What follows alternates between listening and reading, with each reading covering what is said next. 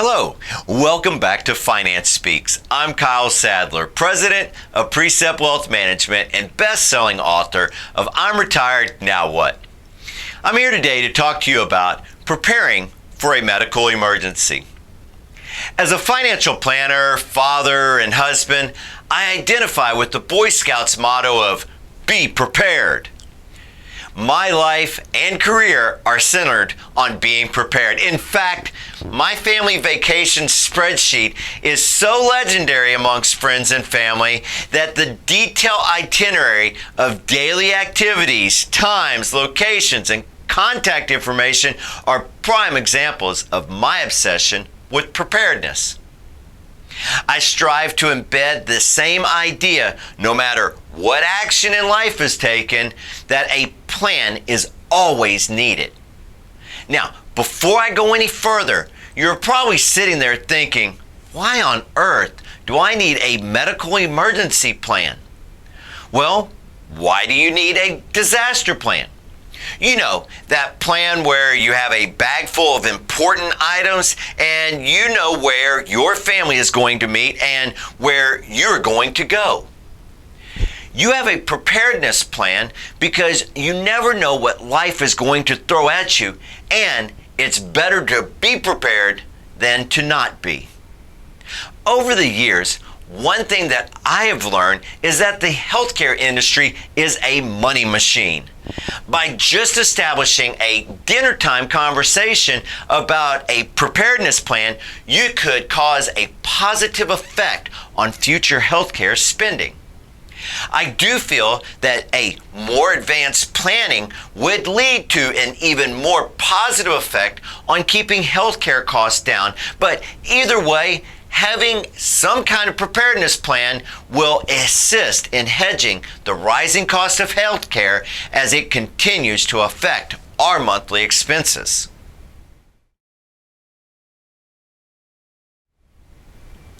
Steps in organizing a plan. First, I recommend everyone have a primary care physician and, if you have children, a pediatrician. Next, there are 6 primary types of service levels available when a healthcare need arises unexpectedly. Call-in prescriptions, walk-in clinics, primary care office visits, urgent care centers, traditional hospital and freestanding emergency rooms, trauma centers. Now that we have identified the 6 service levels, now let's do some research. So here's what I did for my family. I called our primary care physician and our pediatrician to ask what services and emergency levels they handled. Our pediatrician does not do stitches, but they do handle broken bones because they have an X-ray on site. She also noted that they do not handle compound fractures where the skin is breached because, again, they do not handle stitches. However, our primary care physician offered the opposite services. That office, they do stitches, but they do not handle broken bones because they lack the X-ray capabilities. By checking ahead, we were able to change our game plan to avoid an office visit charge and time spent in a waiting room at our primary care physician's office if my wife or I were to have broken a bone. Instead, we would proceed immediately to somewhere that has the proper equipment. Oh, and if anybody in our family needed stitches, we would just go to our primary care physician's office and they would sew us right up.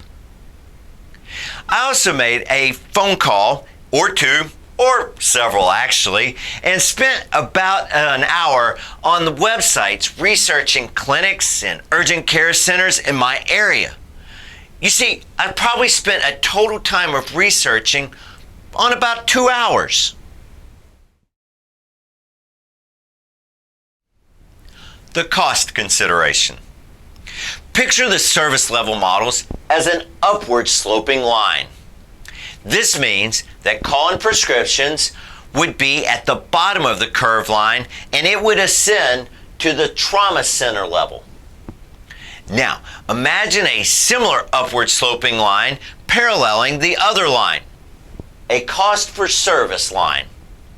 Cost is generally in line with this other curved line. However, there tends to be a rapid spike at the emergency room level with regards to cost. The reason for this rapid spike is that emergency room levels of care know that we are in a no other alternative model. You see, hospitals and emergency rooms know that in a life or death situation, the patient will not have time to call around for the best deal. Now, this shouldn't be unsettling because this is how most organizations in a capitalistic market operate. You know, supply and demand. This reality explains why advanced planning is needed. Now, I'm not down on hospital emergency rooms. There is a specific place for them. But we need to remember that emergency rooms are just that for that, emergencies. You see, the U.S. Department of Health and Human Services reports that 60 to 80% of all emergency room cases could have been treated by one of the lesser service levels. And just by visiting an emergency room, the cost could increase by $500 to $1,800. Case in point, our daughter broke her arm and I put our action plan in place. We visit our pediatrician and our total bill was about $800. However, some friends of ours had an identical incident happen and they took their daughter to the emergency room. Their final bill was $1,400. Both children had hairline fractures and both received fiberglass cast. Think about that one.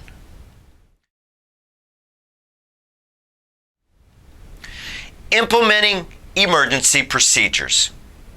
The cycle of any plan is to organize, formalize, implement, and monitor. We looked at the initial 2 stages. After constructing our family's preparedness plan, the requirement now would be implementing that action plan at the time of emergency. And that would be by starting to identify the emergency and determining the care level required. Now, before I go any further, in the case of all life-threatening emergencies, please proceed to an emergency hospital or call 911. Next step, proceed to the facility for care. Here's a good example of implementation steps because just last year I had to initiate our plan. I was out riding my horse when good old Reggie got spooked. Well, you can guess what happened. I met the ground and it was not a soft greeting.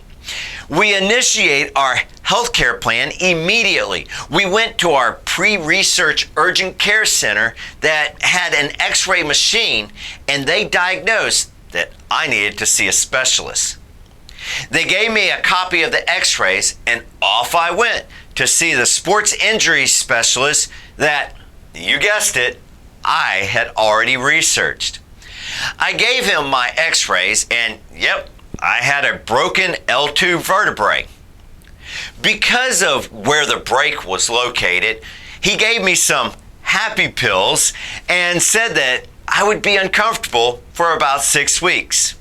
However, the happiest pill of all came when I received the bills. Trust me, it was great. Well, as great as medical bills can be. Final thought.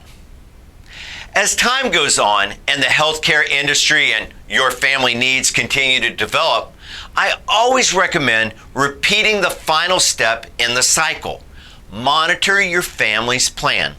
Monitoring will assist in the fact that we learn from our experiences and we can develop a more personalized plan for our family. The more personalized we can get, the more happiness that we can bring to our family, because this is how finance speaks. I'm Kyle Sadler, headed out until next time. Be blessed, and may He bless your family with a hedge of protection. A special thank you to Samaritan Ministries, MedSpring Urgent Care, Texas Children's Hospital, and Texas Orthopedic and Sports Medicine for assisting with the research, information, and care given so that we could present this topic today.